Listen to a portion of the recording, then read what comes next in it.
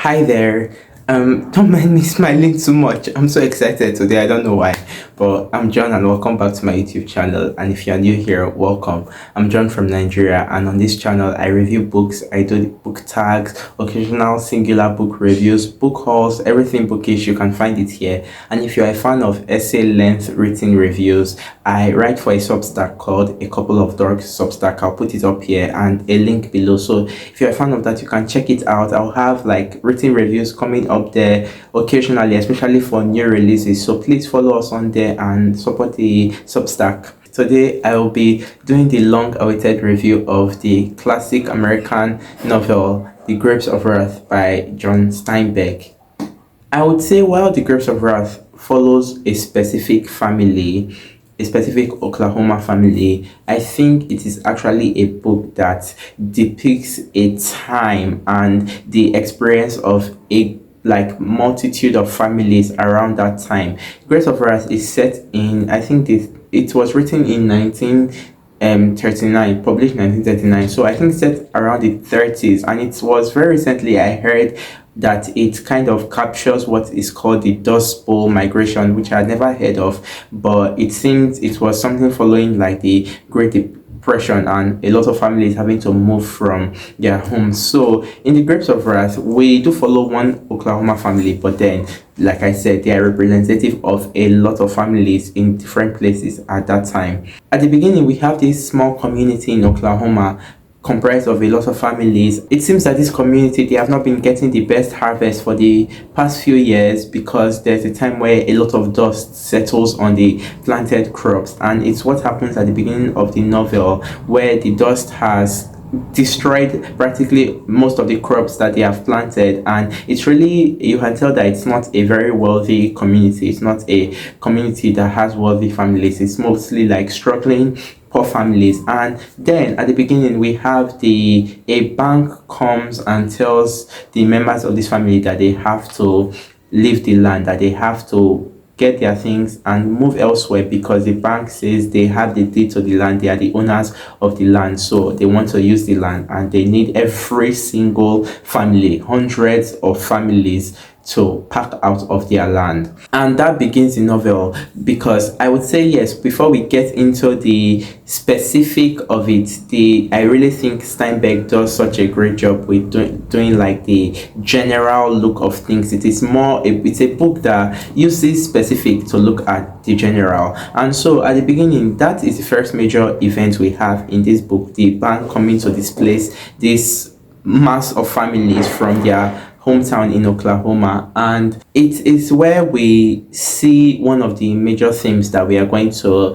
come across over and over in the novel, which is oppression on the poor by the wealthy, by the people who have money. It is that a bank, which is really operated by a group of people, come to the decision to clear out this mass of families from a land that has been their home for all their lives, that their ancestors have been born in, their children have been born in, and they come to tell these people to leave this land, to up and leave with no safety net for them, with nothing like in consideration for them. And so we immediately know that we are in for like some very, very sad stuff, because that's what most of this book is. It is so devastating that can happen, that happens to people. Land comes to be claimed from them in the name of the bank having the deed to the land, and they are poor people. So really, what claim do they have to the land except that they were born there, their fathers were born there, they were raised there, and they have raised children there,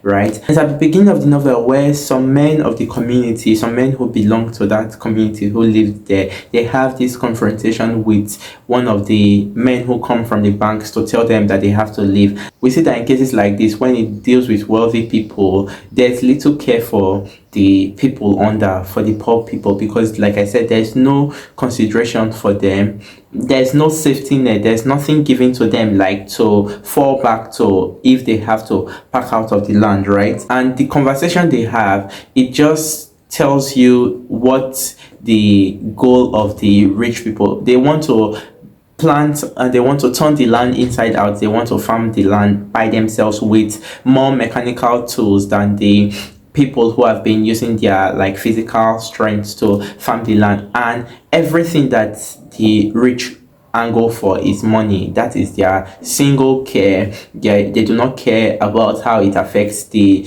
people under. Their singular goal is to amass wealth and add to the wealth they already have. And again, something we also see is how they kind of execute this plan and the way they kind of get these families to live. And we see it is actually a tool used by wealthy people. Is that I read something, I heard something that to disband like a group of people in a community. I just finished reading The Handmaid's Tale, and that was even mentioned. You need to select, you use people that belong to the community to achieve what you want to achieve, right? And we see it so early on. This is practically like the first 50 pages of the novel, where we see that they select one of the men in the community who is struggling like them to be the one to work the tractor, to be the one to farm the lands on their behalf. So it is them kind of singling out one person who needs like the aid, and turning him against the rest of the community, because then the people from the community meet him at a point and tell him, why would you do this to your people, like to your land? You know the land, and you know that these people are here to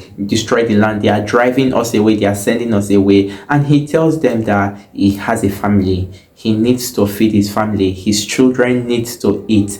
And you just are completely devastated, because in that instance you cannot make it a case of like moral right or wrong on the part of the man who chooses to work the tractors on behalf of the bank. Because then really, when faced with such severe poverty, what do?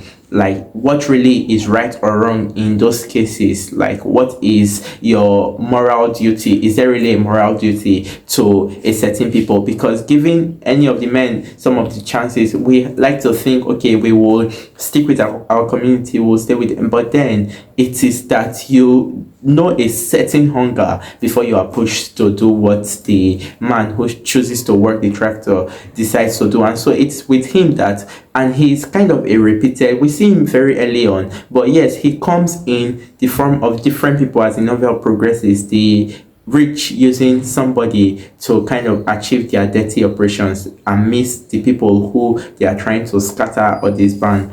And why I start with like this as my beginning of this review is because I think, like I mentioned, the general is more important than the specific in this novel. Yes, we get the family and we'll come to the family, but then most of what Steinbeck does is really just like a general look at a landscape, at a people, rather than the specific, which is the family. Because yes, we are affected by them, as we will come to see, but then they are really attesting to the lives of many other people around the time, like I said, this novel is set in. And so what Steinbeck does, we have these chapters that follow maybe the family we are following, then we eventually in turn have these chapters that look like general overview, where you cannot really tell who is speaking, or really it's just really like this omniscient eye kind of giving us like a grand scheme of things look at what is going on. And I really like that balance that he chooses to take with the novel. So now, getting into it, at the beginning we have a man named Tom who has just been released from prison, and we see that he was sent to prison for killing someone, not by accident. He got into an altercation with someone and they attacked him, so he attacked back and he ended up killing them, but he did still go to prison and was charged with, I think, manslaughter. He was given 7 years but released on 4 years. So at the beginning we get him where he's trying to go back home to his family, and on the way he meets this preacher, Jim. I don't know, is it Jim? He meets this preacher, Casey. I'm so used to calling him Casey in my head. And he meets Casey, who was the preacher of the community of the town. Everyone in the town knew him, and he gets shocked that he's seeing Casey on the road, and they have this interaction, and Casey talks a lot, as we will come to see him doing throughout this book. He's one of our talkatives and one of our like philosophical characters and very thinking characters. And so Casey, they interact and they decide to set off back home together, set off to Tom's home to meet his family. And Tom finally arrives home to see that nobody is home, and we now learned that his family, they were one of the people affected by this bank coming to claim the land. And so by then, every member of the community has been displaced, has left the community. They eventually get to see this neighbor who is coming back and who tells them what has happened to the community, because they have not been there, so they do not know. Tells them what has befallen their land, what has befallen the people, and tell them where his family is. And he also tells them that they got, like, the people in around got saw these flyers being shared that there's work in California. There are cuttings to be picked, grapes to be picked in California, and so it seems everybody is moving to California because that's where it seems there's like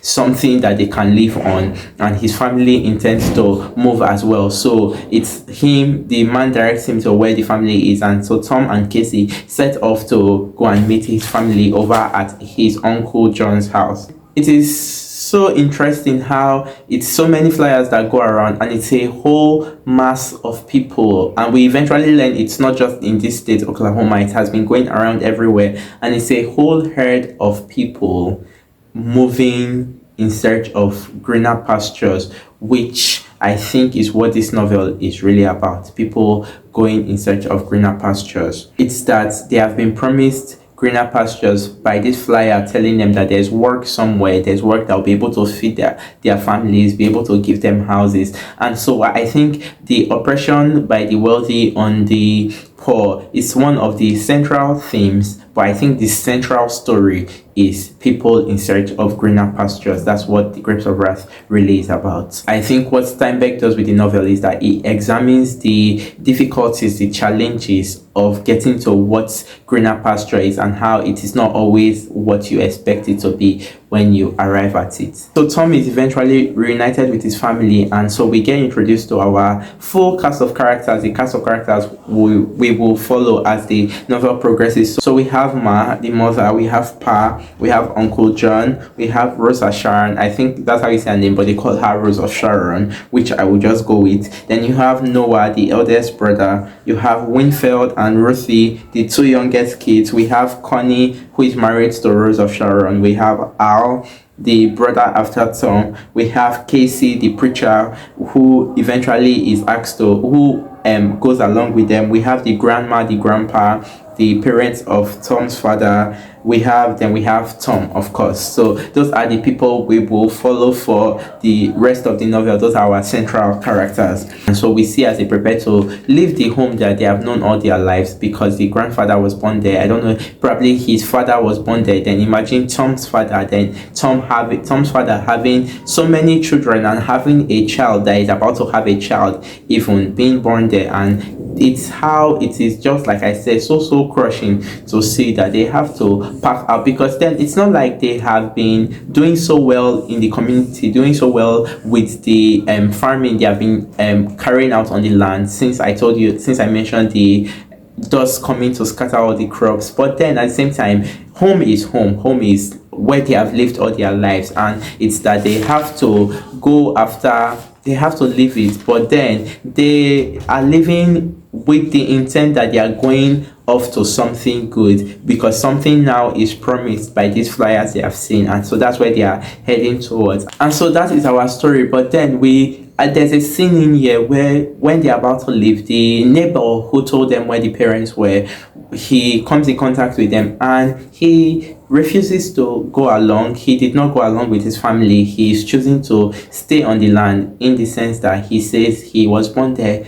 he will die there, because it's like uprooting a plant from his home and carrying it to another home, and they cannot grow in that home. And he's much older, but yet it's like saying he cannot leave the hometown. And even one of the members of the family, the grandpa, it comes to the point where they're about to leave, and he just sort of loses it, and it's like he comes to this realization that, wait, I cannot leave, like, because he had been enthusiastic about going to California and picking grapes, and just the thought of going west and having so much more there. It's one of like the more livelier, funnier characters in the book. But suddenly it just dawns on him that, wait, I cannot desert my home, and he tells them that he's not going to go with them, and they have to eventually use like a trickish means to get him to go. But it's like it is the sadness, the heaviness with which he decides that he does not want to go, because the realization, like it's like the compare and contrast between where he's going to, what he's leaving behind. And since he's older, we also see that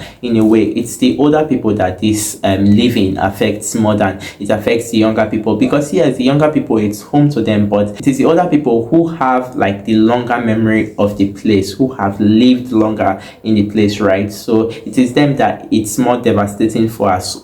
That's what Steinbeck shows us. It takes more of a toll on the older than it takes on the younger people. I would say reading an older work like this, you kind of forget how far we have come, like as a, should I say, as a race, as a people, because of how different like the time looks in terms of how, I would say, emotional issues are handled, how conversations are handled, which is something that struck me over and over again. But I had to readjust my mind, like this is the 20s, 30s, early 30s, and so far from now where everything is so different. And so there were moments in this, like very heavy moments, that you would not expect the reactions they had to the situations to be the reactions they had. And one of those moments is when we have our first tragedy into, like, it's not too long into the novel, but we see that the toll of the journey, because it's going to take weeks, maybe a month, like I mentioned, it has an effect on the grandpa, and he's the first loss we eventually have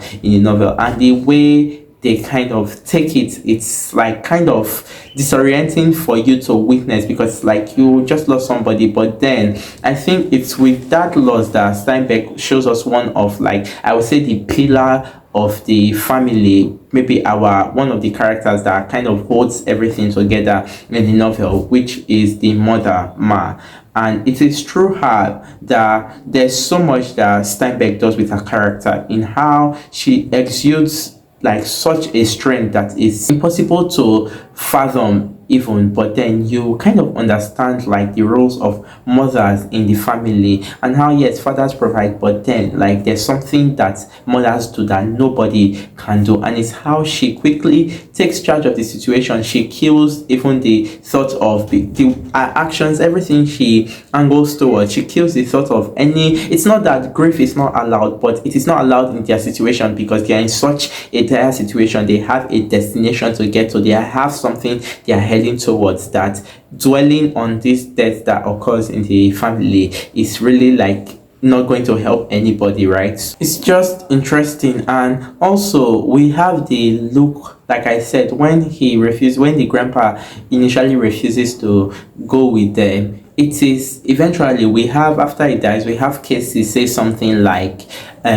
he did not die when he did not die because of the conditions of the road, because of the tediousness of the trip. He actually died when he was forcefully like uprooted from his land, from the land he knew, from where he had grown. He was like forcefully uprooted, and he says that that's where he actually died, that's where he lost his life. And it's just so striking, and it makes you wonder, when you have to live somewhere you have called home, or when you are taken out of a place that supplies you life, when you have to live there. Yes, you might not die physically, but what Steinbeck tells us is that there's a death that occurs. It happens, whether it happens physically or not, there's a death. You lose something in order to go after something else, in order to go somewhere else. There's a cost, and in his case, that was the cost. The cost was, he died physically, but then he had already died before that. But then the physical manifestation was just like the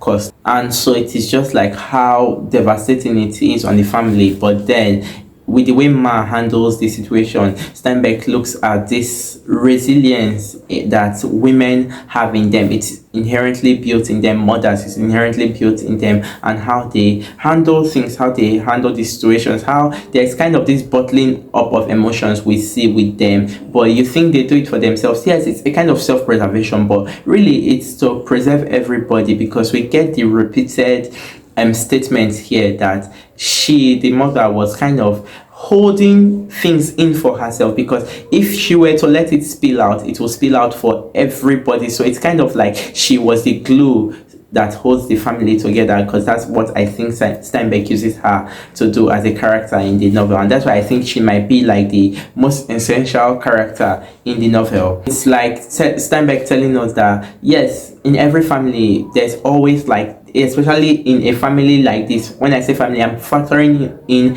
everybody who travels with them, because they are kind of a unit. There's always somebody who, like, is the glue that holds everything together, and in this case it's Ma. And what Steinbeck shows us is that this role in the family, in every unit, it is an essential role. Somebody will feel it, and it's a role that somebody, and usually it's like the mother, and it is a role that cannot be substituted. It's a role that nobody else can play, nobody else can feel. For everything the Grapes of Wrath looks at, from the nature of poverty, how terrible it can be, to the nature of how the rich behave, it is really all going back to an examination of human behavior, and he does such a fantastic examination of human behavior, but at so many levels, at some intricate levels. So it's like the external examinations, the internal examinations. One of the things he does is, like, he does these examinations where it feels like he turns the human being over and over, like he shakes it, so every facet of our behavior falls out, so we see ourselves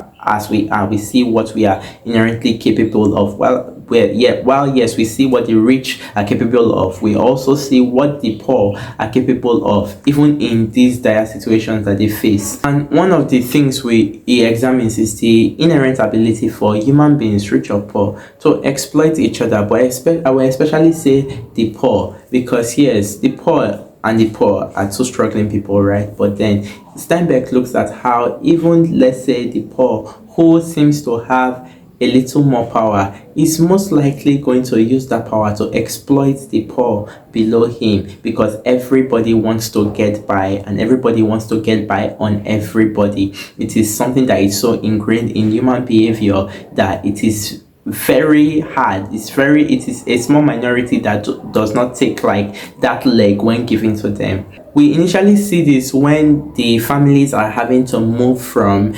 Oklahoma, and when they are about to get on the road, it's that they go to sell their belongings to these people who buy like the goods from them to resell them eventually. They go to sell these belongings, and they expect a certain amount for it that will help them like go on the road. Everybody's selling something, trying to sell as much as they can, but then they get to these shops to meet these men, and these men try to price down their goods from the amount they know that they are supposed to pay for it. They try to price it lower, so they pay like the lowest possible amount for it, and the people in turn, the people who need the money to travel, they end up getting short, because it gets to this like this kind of tug and this pullback, and it's like eventually they give in, because ultimately, however small the money is, they need the money, and that is the weakness that the sellers play off of, because they are not very wealthy people. They are people who are just trying to make a living, get by, but then their way of making their living is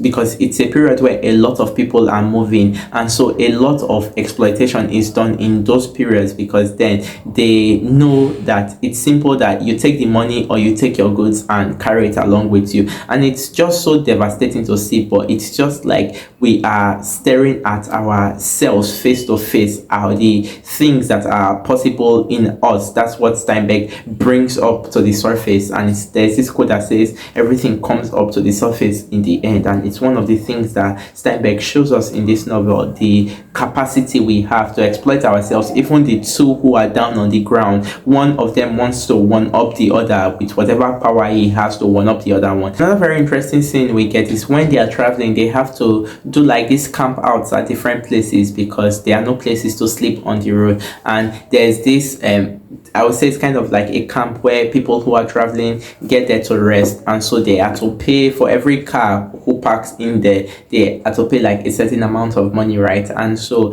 it seems that Tom, the family are already in there, and because they eventually get in contact with this other family who has their car breakdown, and they help them fix the car because it's kind of better. And so Tom and the family, they go ahead, and while they are back to fixing the car. They eventually take the car to the camp, but then it tells the people in charge that his family is already inside, so do they really have to pay the extra? And they tell him that yes, he has to pay as long as you are parking another car inside, you are having to pay. And I think Tom is speaking to one of them when he says, I think the man who is speaking to, it's kind of the banter of like, but you are actually cheating us, you can't just let it go. And the man says, well, we all got to make a living. And Tom said, yeah, only I wish there was some way to make her without taking her from somebody else. And that is really one thing that Steinbeck looks, is how, yes,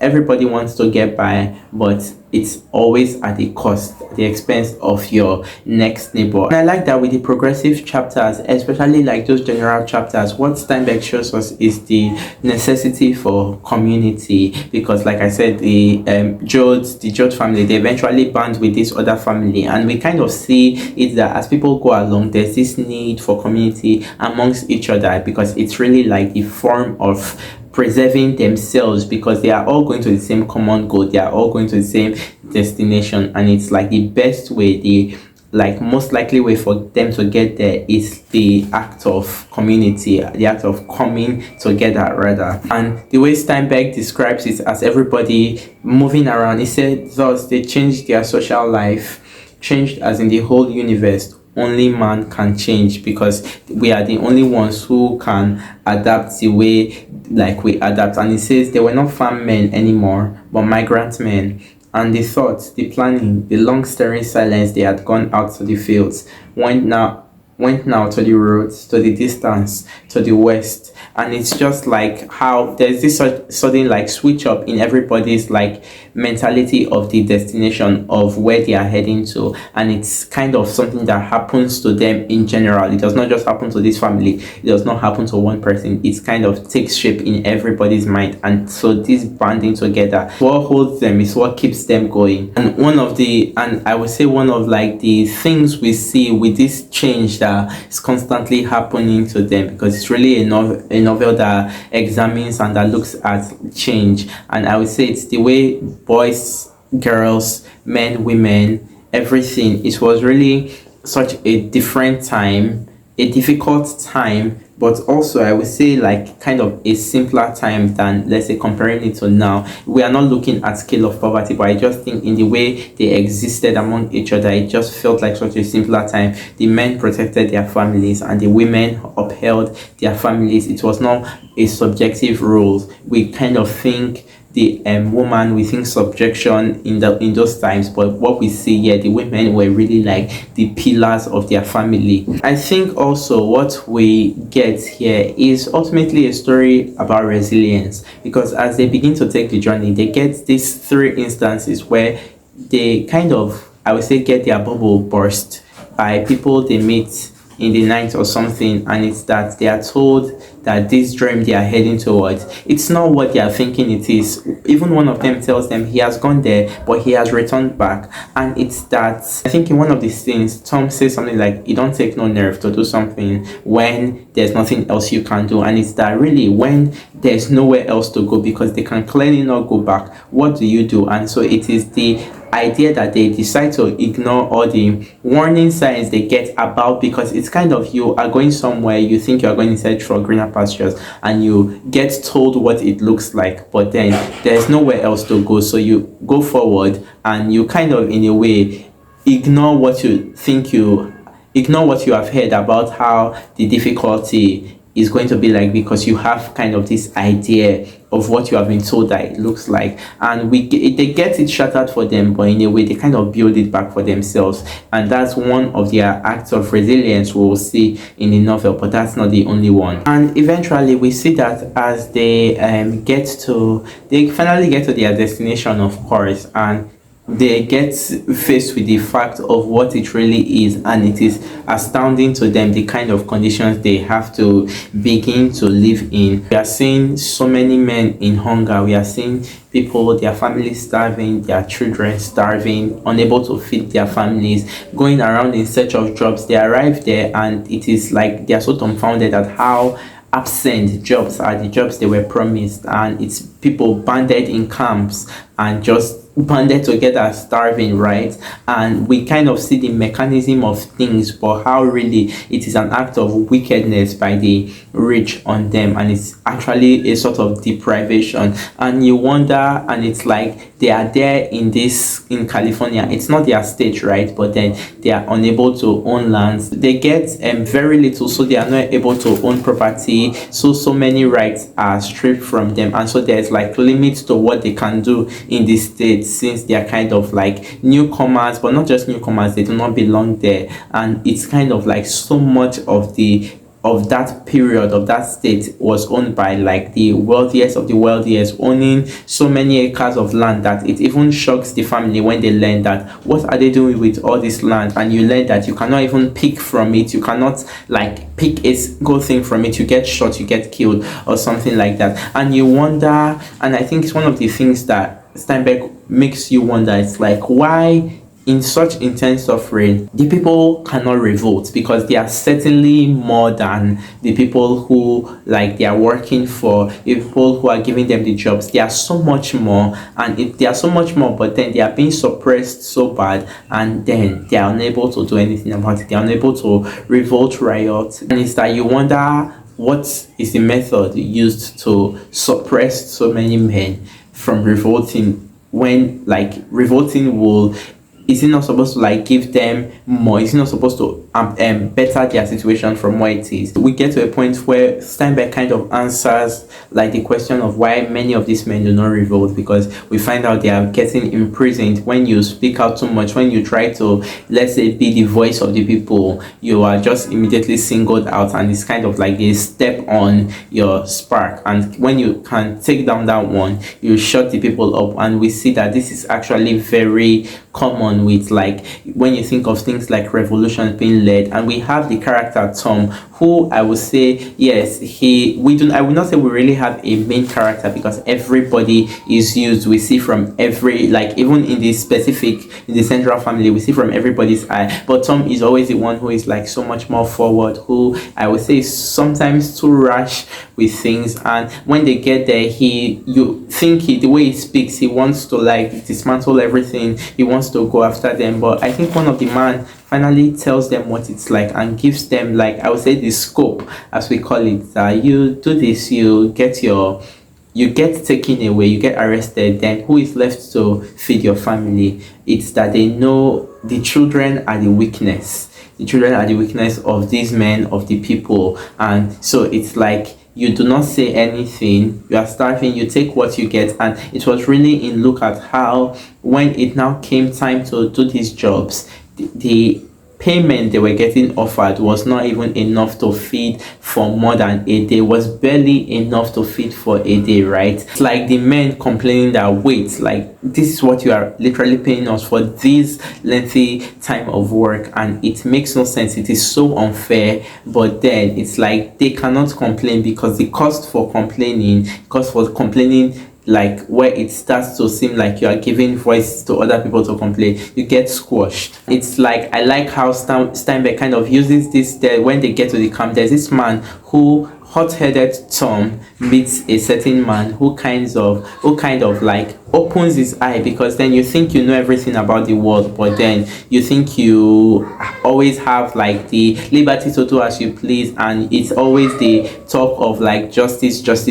But then what really is justice? Where is there justice ever? Where is anything ever fair? And the man kind of opens his eye to the unfairness of the situation, but also to the fact that there's no other choice but to accept it as it is, right? And I like how, like with Tom, there's this character development that occurs as the novel progresses, right? Because he is so hot-headed for most of it. Even after coming from prison, he's still the same thing. But then I think there's a man that, in a conversation they have, there's a man that tells him, when they have gotten there, there's a man that tells him that there's stuff you got to learn. And I think just that statement is so powerful, and it is just one. I love the character development across the novel. Is insane what Steinbeck does, what he achieves. It's like we see a certain character, over, and we see like the progression of Tom, but he gets to a point where his hands are tied and he cannot do anything. And really, is there not always that point in life? There's so much. The light is already out, as you can completely see from my face, but there's so much one could say about this book, like the way their life, they shape their life stake, the way when they get there, it's not what they expected, right? And you are heartbroken, but what Steinbeck shows is a harsh reality to life. We always, I think I heard Ocean Wong talk about recently how there's always the desire to see like this, I don't know if to call it a positive arc in a life. And I instantly thought of this novel. We always desire to see that it's like the at the ending the poor becomes rich, the girl who was poor marries the prince, things like that. We always expect these radical turns to eventually come around in the lives of people. But then what happens when like that is not the reality of things, and how maybe the journey to getting there is much more longer than you expect it to be, or really there's not like that point is not attainable for people. It is the idea that sometimes people cannot fathom the fact that that's actually a possible reality for people, for you not getting like for greener pasture to not really be greener pasture, and it to just be like the same as the situation you were left in, right? And there's just too many things you look that he analyzes about our human behaviors in this book, about the conditions way of life, how the family constantly is like there's really little rise that happens for them and more falling apart that happens, but then how even the mother is there like to hold them together. And because we see there are scenes in here where as things are going, the time period this is set in, the man is expected to be the one holding the family in such a way that he's the one chairheading and spearheading everything, but man takes control in such a way that it constantly seems like the father is losing his power, is losing his hand over the family. And it's even devastating for the mother herself, because she's having to take on the roles that she's not expected to be bearing. She's holding up the family in a way she's not expected to be upholding them.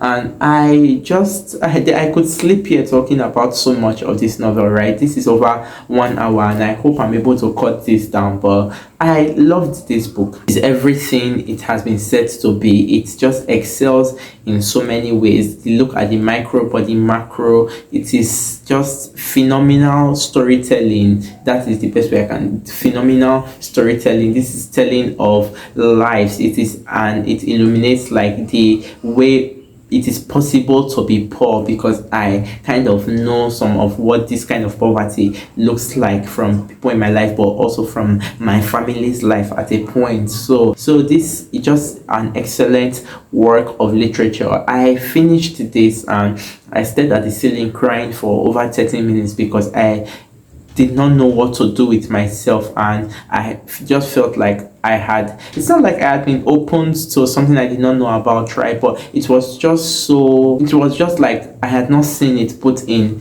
novel form like this, like ever in my life. And it's one of those books that you do not mind reading all the 3 stars to get across to this just one golden novel. I usually have like 1 or 2, like let's say very high 5-star in a year. This is not 5-star. I gave it 4.5 star, just a little dock of that 5, but then ultimately I love it, and so far it's still my favorite novel of the year, and I think the rumors are true. I highly recommend it.